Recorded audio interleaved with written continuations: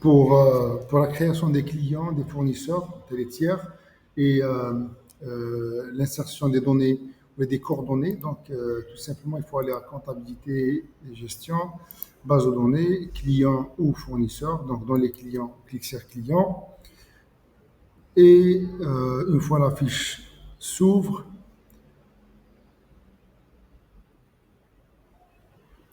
on va dans autres détails. Alors, on va d'abord dans détail de la transaction.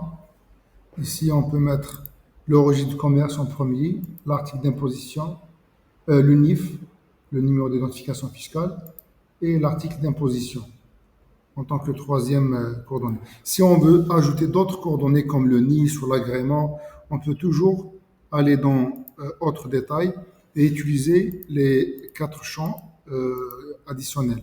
Alors, pour les clients, il faut utiliser le champ utilisateur 1 uniquement pour le nom qu'on veut faire apparaître sur la facture. Le nom qu'on va mettre ici, c'est un nom pour la gestion interne, et le nom qui est dans le champ utilisateur 1, dans autres détails, c'est le nom qui va s'afficher sur la facture en général. Donc, bien sûr, on peut modifier ça, mais généralement, c'est le nom qu'on va mettre dans le champ utilisateur 1 qui va sur la facture.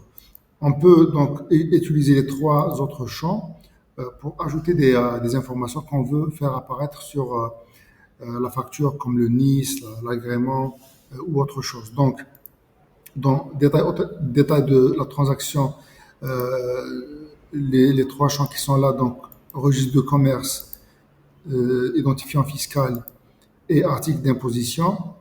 Et les autres champs, donc dans l'onglet autres détails, on met dans champ d'utilisateur 1 le nom qu'on veut faire apparaître sur la facture, et ça, on peut ajouter des informations, et on pourra toujours les insérer sur la facture. La même chose pour le fournisseur. Donc, on va dans la fiche fournisseur et on va avoir donc pratiquement la même présentation. Dans le détail de la transaction, registre de commerce, identifiant fiscal, article d'imposition. Et si on veut plus que ça, on a les 3 champs ou les 4 champs. On peut mettre le nom de fournisseur qu'on veut faire apparaître sur les bons de commande, par exemple, ou les devis, enfin les bons de commande en général.